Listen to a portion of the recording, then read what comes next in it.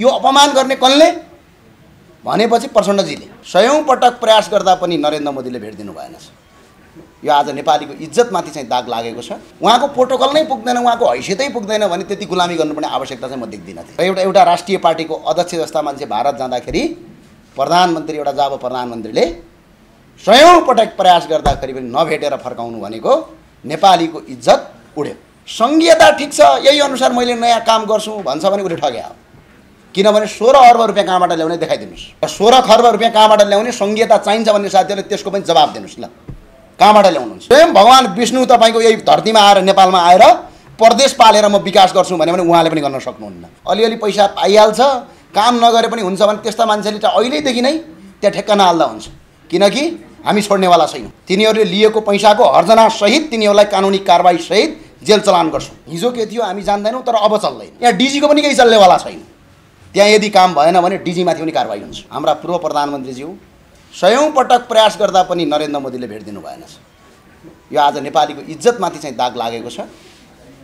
किनभने हामीले के सोच्नु हुँदैन भने प्रचण्डमाथि अपमान गरेको भनेर सोच्नु हुँदैन। हामीले सिङ्गो नेपालका 3 करोड जनतामाथि अपमानित भएको यसले महसुस हुन्छ। यो अपमान गर्ने कसले भनेपछि प्रचण्डजीले। किनभने उहाँको प्रोटोकल नै पुग्दैन, उहाँको हैसियतै पुग्दैन भने त्यति गुलामी गर्नुपर्ने आवश्यकता चाहिँ म देख्दिनँ। किनभने त्यो छर्लङ्ग देखिएको छ। हामीले पटक पटक भनेका पनि थियौँ। किनभने यो देशको इज्जतका लागि पनि राज संस्था चाहिन्छ भनेका छौँ हामीले। शासन गर्नका लागि होइन, विदेशीका अगाडि छाती फुलाएर हिँड्नका लागि पनि राज संस्था चाहिन्छ भन्ने कुरा हिजो प्रमाणित भएको छ। त्यही राजा हो, तिनै प्रधानमन्त्री हुन्, तिनै राष्ट्रपति हुन्। हिजो राजा हुँदाखेरि त्यो इन्दिरा गान्धी एयरपोर्टमा होइन, तपाईँलाई लाग्छ द्वारिका सेक्टरको पालम एयरपोर्ट भन्ने एउटा विशेष एयरपोर्ट हुन्छ भारतको।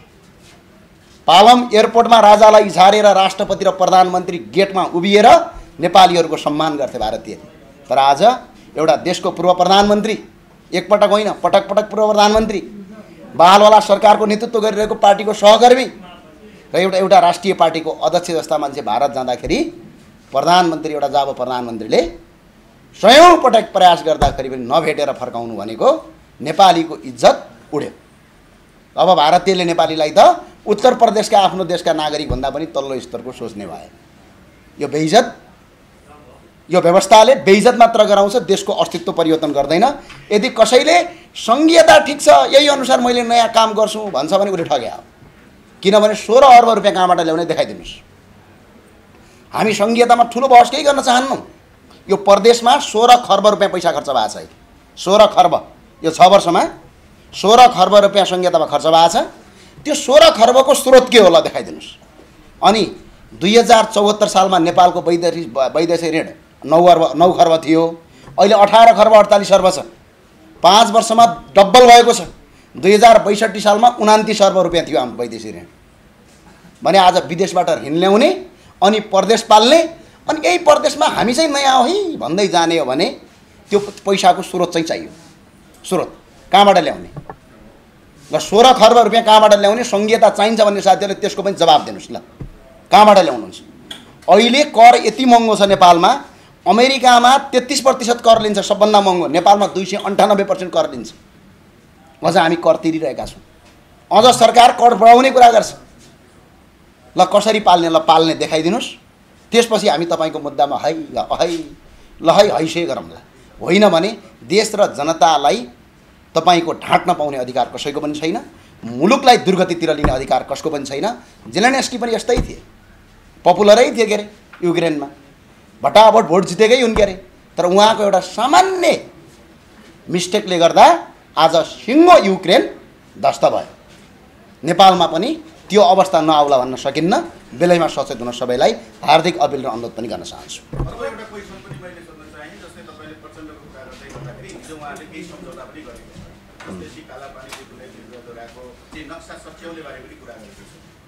त्यो चाहिँ आधिकारिक होइन जस्तो छ।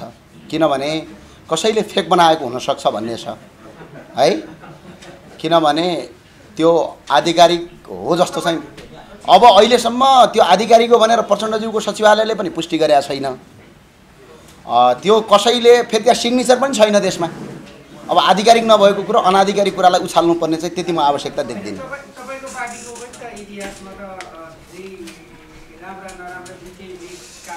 राम्रा छन् भने छैन। ठिक छ त, संविधान गीता होइन नि। ठिक छ ठिक छ ठिक छ। हाम्रो एजेन्डा के छ भने हाम्रो एजेन्डा के हो भने प्रदेश पाल्नेले स्रोत देखाइदियो। हामी प्रदेश मान्दैनौँ। हामीलाई आउने सदनमा तपाईँको 2/3 बहुमत आउँछ भने या सरकार बनाउन सक्ने र तपाईँको संविधान सच्याउन सक्ने बहुमत जनताले दिन्छन् भने हाम्रो पहिलो निर्णय हुन्छ प्रदेश खारेज। त्यो अब अहिलेसम्म लिने नलिने भन्ने निर्णय छ। म चाहिँ लिँदिनँ। म चाहिँ सङ्घीय चुनावमा लड्ने तयारीमा छु, प्रदेश चुनावमा होइन है। प्रदेशमा चाहिँ म लड्दिनँ र त्यो पार्टीबाट अहिले निर्णय भएको छैन। सम्भवतः चाहिँ अहिले एउटा जबरजस्त कुरा चाहिँ उठिरहेको छ र केन्द्रीय समितिको बैठक छ। बैठकले निर्णय गर्छ। निर्णय आइसकेपछि तपाईँलाई हामी जानकारी गराउँछौँ। राष्ट्रवादी नागरिक समाज राष्ट्रवादीहरू बाहिर चाहिँ स्वर्गबाटै राजा स्थापना गर्नुपर्छ भनेर लाग्नु भएको छ। राष्ट्रिय प्रजातन्त्र पार्टीमा उहाँहरूलाई मिलाएर लिन सकिँदैन के छ उपाय? मजाले मिलाएर लिन सकिन्छ। नमिलाउनु पर्ने कुनै कारणै छैन। म त भन्छु राष्ट्रवादी साथीहरू मात्र होइन, राष्ट्रवादी गर्नुपर्छ भनेर अहिले काङ्ग्रेसको भित्र एउटा खेमा उठिराखेको छ। यो किसिमको व्यवस्था भएन भनेर हिजो काङ्ग्रेसको केन्द्रीय समितिमा कुरा उठिरहेछ। नेकपा एमाले भित्र पनि कुरा उठिराखेको छ। अब माओवादीभित्रका पनि केही साथीहरूले कुरा उठाइराखेका छन्। ती सबै साथीहरू एकजुट बन्नुपर्छ र राष्ट्रवादीहरू अब चाहिँ अलग हुन आवश्यक छ, एउटा कित्तामा आउन आवश्यक छ।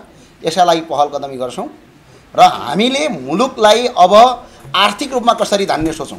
त्यो विदेशीको एजेन्डातिर नजाऊँ। संसारमा सङ्घीयता 2 प्रकारले लागू हुन्छ। एउटा पहिचानका आधारमा लागू हुन्छ, एउटा तपाईँको के हुन्छ विकेन्द्रीकरण राज्य सत्तालाई केन्द्रीकरण गर्नका लागि लागू हुन्छ। जस्तै उदाहरणका लागि भारतमा र अमेरिका सङ्घीयता कसरी लागू भयो भने भारत ठुलो छ, त्यहाँ विकेन्द्रीकरण सत्तालाई केन्द्रीकरण गर्नु पर्यो। अमेरिका पनि ठुलो छ, त्यहाँ विकेन्द्रीकरण सत्तालाई केन्द्रीकरण गर्नु पर्यो भन्यो। हाम्रो नेपाल चाहिँ भारतको दिल्लीको बराबर जनसङ्ख्या छ, करिब करिब भारतको उत्तर प्रदेश बराबर छ करिब करिब हाम्रो जनसङ्ख्या। जनसङ्ख्या त त्यसको डबल तिर्बलै कम छ। अब क्षेत्रफल त्यति छ। अनि तपाईँको यो देशमा टुक्रा टुक्रा पारेर सङ्घीयता लाद्ने, न यो जातका आधारमा छ, न पहिचानका आधारमा छ। यदि यो पहिचानका आधारमा भने कुन जाति कुन धर्म कसको पहिचान भयो त? भएन। जस्तै भारतमा बङ्गाली भन्छ, बङ्गाल भनेको बङ्गाली जातिको पहिचानको कुरा हो होइन। अब त्यस्तै गरेर अन्य धेरै देशमा त्यस्तो किसिमको परम्परा छ। तर नेपालमा यो कुनै पहिचानका आधारमा पनि होइन। यहाँ कसैको पहिचान खोजिनेवाला पनि छैन।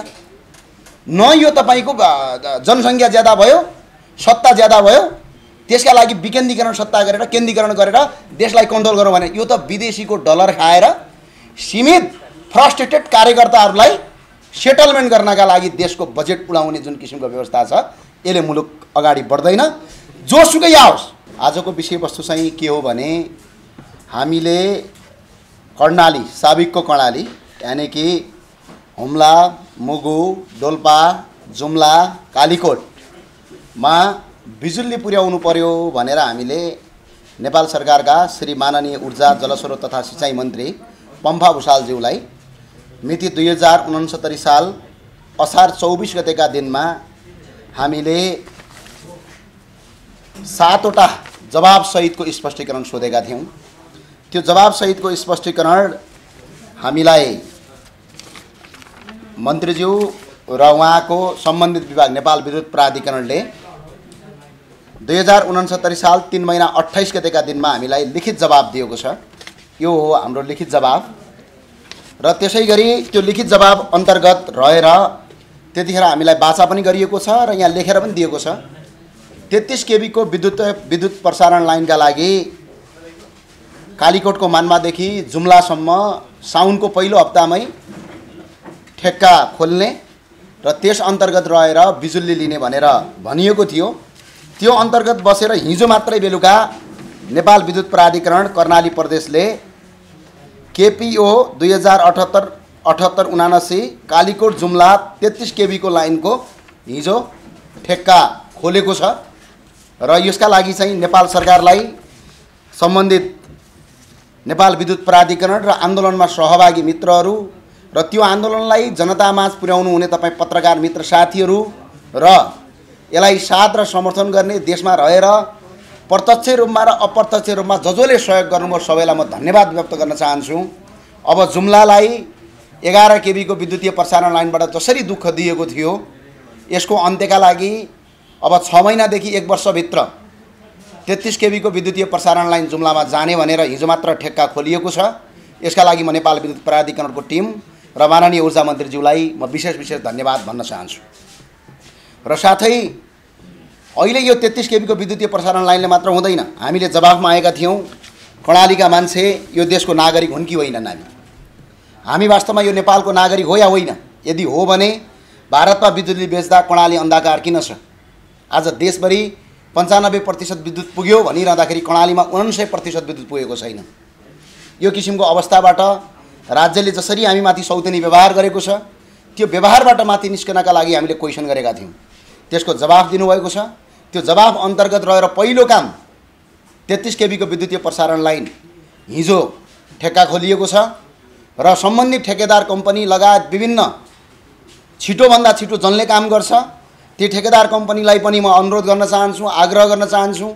हामी 1-1.5 वर्षमा होइन कर्णालीमा बिजुली बाल्ने, अबको 6 महिनामा बाल्न चाहन्छौँ।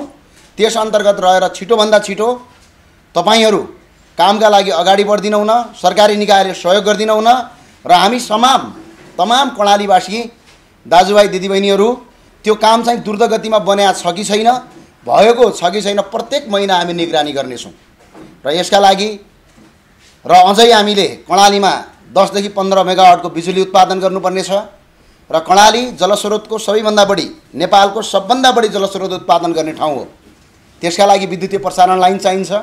विद्युतीय प्रसारण लाइनका लागि 132 केबी को विद्युतीय प्रसारण लाइन आज दूरदराजका जङ्गलमा पुगेको छ, तर कर्णालीको 8 देखि 9 लाख जनसङ्ख्या भएको साबिकको कर्णालीमा आज 132 केबी को विद्युतीय प्रसारण लाइन पुगेको छैन।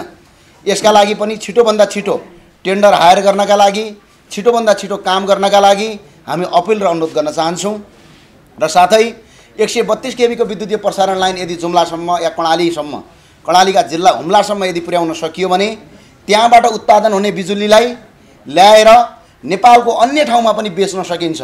त्यति मात्र होइन, त्यहाँबाट उत्पादन भएको बिजुलीलाई भारतसम्म बेच्न सकिन्छ। त्यहाँबाट उत्पादन भएको बिजुली उत्तरको चीनमा पनि बेच्न सकिन्छ। र अझ त कति सजिलो छ भने यदि पश्चिमको बाटो हुँदै यदि जाने हो भने पाकिस्तानसम्म बिजुली बेच्न सकिन्छ। र कर्णाली अप्पर कर्णाली हाइड्रो पावरदेखि लगेर तपाईको गिडी खोलादेखि लगेर हुम्ला कर्णालीको कुरादेखि लगेर तिलाको कुरादेखि लगेर यति जलस्रोतको समयको सम्भावना भएको र विद्युतका लागि सबभन्दा बढी सम्भावना भएको ठाउँमा आज विद्युतीय प्रसारण लाइन नपुर्याउनु, त्यहाँ बिजुली उत्पादनका लागि यो ठाउँ योग्य छ भनेर नेपाल सरकारले जुन ठेकेदार कम्पनीको लागि प्रतिस्पर्धाका लागि त्यहाँ आफ्नो बिड्सलाई नराख्नु पनि यो एउटा राज्यको सौतेनी व्यवहार हो भनेर हामीले हेरिरहेका छौँ। त्यो भएको कारणले गर्दाखेरि राज्यले अझै धेरैभन्दा धेरै ठुलो जलविद्युत आयोजनाहरू बनाउन सकिन्छ कर्णालीमा।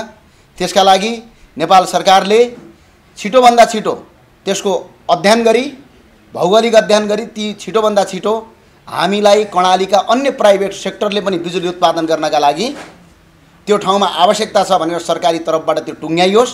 कर्णालीका कम्तीमा 17 देखि 22 वटासम्म ठुला जलविद्युत आयोजना कर्णालीको साबिकको कर्णाली अञ्चलमा उत्पादन गर्न सकिन्छ। अन्य ठाउँमा लाग्ने खर्चभन्दा लगायत खर्चभन्दा कर्णालीमा यदि बिजुली उत्पादन गरियो भने अन्य ठाउँमा मानौँ एउटा 10 मेगावाटको बिजुली निकाल्नका लागि 5 अर्ब रुपैयाँ यदि खर्च लाग्छ भने कर्णालीमा त्यो 2 अर्बमा गर्न सकिन्छ। कारण किनभने कर्णालीका ती खोला नालाहरू माथि भिरबाट आउँछन्, त्यहाँ ताल बनाएर सजिलै त्यहाँबाट बिजुली निकाल्न सकिन्छ। ठुला ड्याम बनाउनु पर्ने आवश्यकता हुँदैन। त्यस्तो तपाईको प्राकृतिक स्रोतले भरिपूर्ण भए तापनि आज उत्पादन गर्न नसक्नु यो दुःखदायी कुरा हो। र अहिले पनि म फेरि भन्न चाहन्छु, नेपाल सरकारले अहिले जसरी Nepal electricity authority board Karnali प्रदेशले 33 केबी विद्युतीय प्रसारण लाइनका लागि कालीकोटको मान्मादेखि जुम्लासम्म हिजो ठेक्का खोलेकोमा, जनताको आवाज सुनेकोमा धन्यवाद व्यक्त गर्न चाहन्छु। अब कुनै पनि काम ढिला नगरी त्यसलाई चाँडोभन्दा चाँडो अगाडि बढाई जुम्ला, हुम्ला, मुगु, डोल्पा लगायतका दूरदराजमा बिजुली पुर्याउनुपर्छ। सिङ्गो देश लोडसेडिङ मुक्त हुँदा कर्णाली पनि लोडसेडिङ मुक्त हुन पाउनुपर्छ। हामी पनि यो देशको नागरिक हो, नेपालको नागरिक भएपछि हाम्रो जति अन्य ठाउँका नागरिकको अधिकार छ त्यति अधिकार कर्णालीका जनताको पनि हुनुपर्छ भन्ने हाम्रो मान्यता हो। त्यसका साथ आज हामीले पत्रकार सम्मेलन गरेको र र अहिले पनि नेपाल सरकारलाई धन्यवाद व्यक्त गर्न चाहन्छु। तत्कालीन नेपाल विद्युत प्राधिकरणका महाप्रबन्धक कुलमान घिसिङलाई भेटेर हामीले त्यतिखेर त्यो काम गरेका छौँ।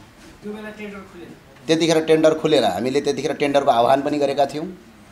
जलविद्युतका लागि अगाडि बढाइदिनुहोस् पनि भनेका थियौँ। करिब 1 वर्षभन्दा बढी भइसक्यो र त्यस पछाडि त्यो कुराको आवाजको सुनुवाई नभएपछि फेरि हामी मन्त्रालयमा गयौँ र 7वटा क्वेसन हामीले राख्यौँ। हामीले सबै क्वेसनहरू कुनै पनि अनएथिकल क्वेसन थिएन। जस्तै के थियो 1 नम्बरमा, साबिकको कर्णालीका बासिन्दा नेपालका नागरिक हो या होइन?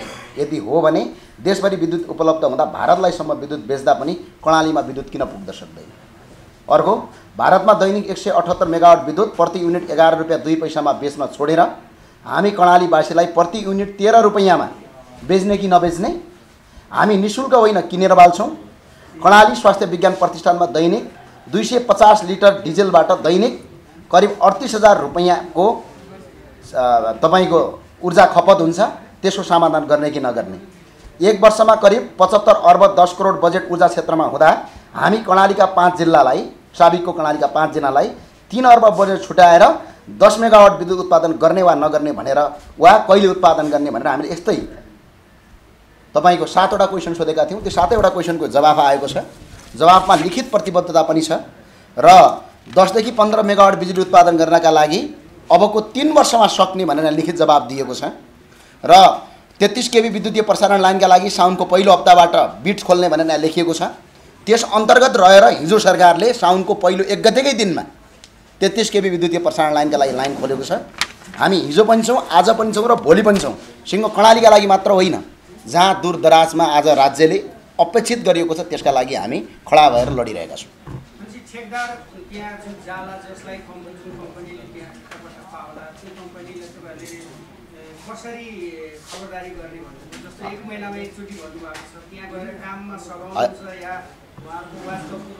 अनि यसो हुन्छ, अस्ति पनि हामीले भन्यौँ, त्यतिखेरका विद्युत प्राधिकरणका निर्देशकज्यूले भन्नुभयो कि एउटा मात्र कम्पनीलाई ठेक्का दिने भन्नुभयो। एउटा मात्र कम्पनीलाई ठेक्का दिँदाखेरि 1.5 वर्ष लाग्ने भयो।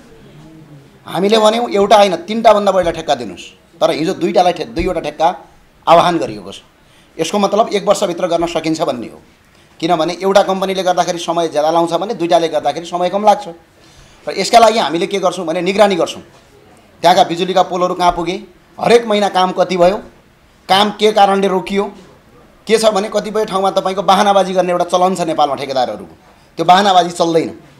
यदि त्यहाँका इन्जिनियरहरूले पनि तपाईँको गुणस्तर हुँदाहुँदै ठेकेदारलाई दुःख दिने यदि काम गरिएको छ भने त्यो पनि चल्दैन। अब हिजो के थियो हामी जान्दैनौँ, तर अब चल्दैन। त्यो चाहिँ हामी प्रत्येक कर्णालीका जनता, कर्णालीका युवाहरू, चाहे कुन पार्टी कुन दल हो, त्योसँग हाम्रो कुनै पनि लेनादेना छैन। हामी सबै कर्णालीवासीहरू त्यसको निगरानी गर्छौँ। त्यो निगरानी अन्तर्गत प्रत्येक महिना कति काम भयो त्यसको विवरणसहित हामी हरेक महिना यसको तपाईँको निगरानी गर्छौँ।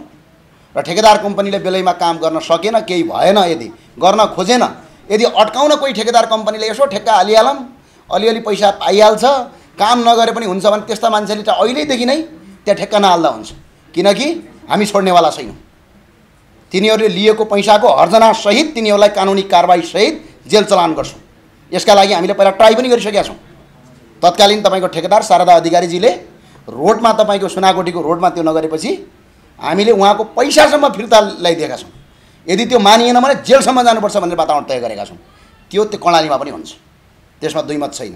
त्यही भएर जसले काम गर्न चाहन्छ ती ठेकेदार कम्पनीले हालुन्, काम गरून्, नीतिमा बसुन्, उहाँलाई जति फाइदा खाने सरकारी रेट छ त्यति खाउन्।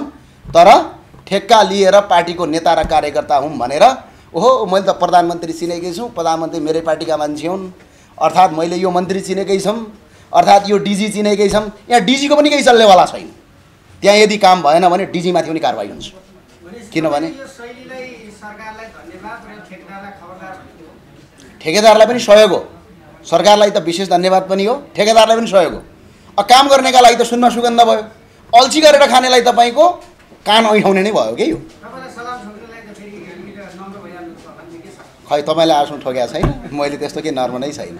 मलाई सलाम ठोक्नुपर्छ भन्ने केही पनि छैन, त्यस्तो आसम्म हामी भएका पनि छैनौँ। र हामीले नीतिगत रूपमा काम गर्ने हो, नीतिभन्दा बाहिर गएर कसैले गर्ने भन्ने कुरा नहुँदैन। अरू केही क्वेसन छ भने साथीहरूले सोध्दा हुन्छ। हिजो अभियानमा काम गर्दा र अहिले पार्टीमा काम गर्दा सरकारले साँच्चीकै चुनौती आएको हो? अभियानमा काम गर्दाखेरि सुने पनि हुन्छ नसुने पनि हुन्छ भन्ने भएको थियो। हैन, पार्टीमा काम गरेपछि सुन्नै पर्छ भन्ने बाध्यता भएको छ। फरकै हो। र अर्को एउटा कुरा, हामी नेपालीहरूको हिजो अलिकति इज्जतमाथि तलमाथि भयो कि भन्ने लागेको छ मलाई। म राजा वीरेन्द्र सरकारलाई सम्झिन्छु एकफेरि। भारतको स्वतन्त्र दिवसको बेला राजा वीरेन्द्र सरकार भारत जानुभएको थियो। त्यतिखेर भारतले स्वर्गीय राजा वीरेन्द्र सरकार र बडा महारानी लगायतको टिमलाई आज पनि टिकटक र युट्युबमा भिडियो हेर्न सकिन्छ। उहाँ प्लेनबाट झरेदेखि लगेर उहाँ बसुन्जेलसम्म भारतका प्रधानमन्त्री र राष्ट्रपतिहरू खुट्टा ढोगेर झुकेर नेपालका राजाहरूलाई सम्मान गर्थे। स्वयं भगवान विष्णु तपाईँको यही धरतीमा आएर नेपालमा आएर प्रदेश पालेर म विकास गर्छु भने उहाँले पनि गर्न सक्नुहुन्न। किनभने खर्च कति धेरै छ। कसरी ल्याउने खर्च तपाईँ भन्नुहोस् त। म टाढा गइनँ, तपाईँको घरमै गएँ ल। तपाईँको घरमा जम्मा आम्दानी 1 लाख रुपियाँ छ, खर्च 2 लाख छ भने अब बाँकी 1 लाख कि त तपाईँले छिमेकीसँग ऋण माग्न पर्यो कि त तपाईँको कसैको खुट्टा मल्न जान पर्यो। त्योभन्दा अरू केही उपाय छ कि त आफ्नो सम्पत्ति बेच्न पर्यो। हो त्यस्तै यो देशमा पनि यो प्रदेश बोझ हो, यो सङ्घीयता बोझ हो। यो बोझ तपाईँ हामी जस्ता युवा पुस्ताले जति पाल्यौँ त्यति देश धरापमा जान्छ। अब यसलाई नै ठिक हो भनेर पछाडि हिँड्नु भनेको मूर्खता हो। हस्, धन्यवाद। ज्ञानेजी जस्तो कडाई प्रदेशमा यहाँले अहिले जो विद्युतको सक्रियता विभाग अगाडि बढ्नु भएको छ, भोलिको दिनमा त्यहाँ विद्युत प्रसारण लाइन भएपछि त्यसको श्रेय आफूले लिन खोजेको हो या पार्टी? म कर्णालीको जनता हो, कर्णालीको जनता र कर्णालीको बासिन्दा हो म। र अहिले कर्णालीका जति पनि सबै बासिन्दा हुन्छन् सबैको अधिकार छ। र कर्णालीका बासिन्दा नभएका तपाईँ साथीहरूको पनि अधिकार हो, किनकि तपाईँहरूले सहयोग गरिराख्नु भएको छ। यो मैले लिने तैँले लिने भनेर फिल्म खेल्या हो र, कमाइ त गरे होइन नि त। त्यो हुँदैन, यो पार्टीबाट होइन, यो पार्टीबाट हुँदै होइन। त्यहाँ हामीले विज्ञप्ति दिँदाखेरि पार्टीको लोगो प्रयोग नगरेर दिएको छ। यो बिल्कुलै कर्णालीवासीको कुरा हो। अरू केही छ छैन भने मैले सकेँ।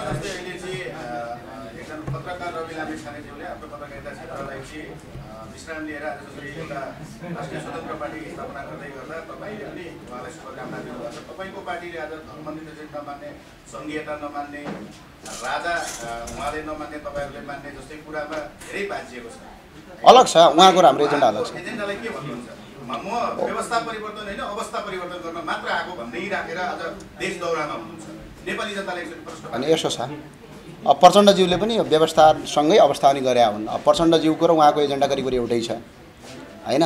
अब कुनै मान्छेले राम्रो गर्छु भने त्यो स्वागतयोग्य कुरा हो। कसैले राजनीति गर्न नपाउने भन्ने विषयवस्तु पनि हुँदैन। उहाँले राम्रो गरेपछि हाम्रो साथ समर्थन छ, हामीले राम्रो गरेपछि उहाँले हामीलाई साथ समर्थन गर्नुपर्छ। राम्रो काम गर्नेको जहिले पनि हामीले प्रशंसक भएर काम गर्नुपर्छ। स्वयं अहिले माओवादीभित्र पनि धेरै राम्रा काम गर्ने मान्छेहरू पनि त छन् नि, उहाँहरूको हामीले फुल साथ र समर्थन गरेका छौँ। तर एजेन्डाले मुलुक बन्छ कि बन्दैन भन्ने कुरा चाहिँ त्यसको जजमेन्ट गर्ने अधिकार चाहिँ ज्ञानेन्द्र साई पनि होइन, अन्य कोही मान्छे पनि होइन, स्वयं जनता हो। जनताले त्यसको जजमेन्ट गर्छ। हस्, धन्यवाद।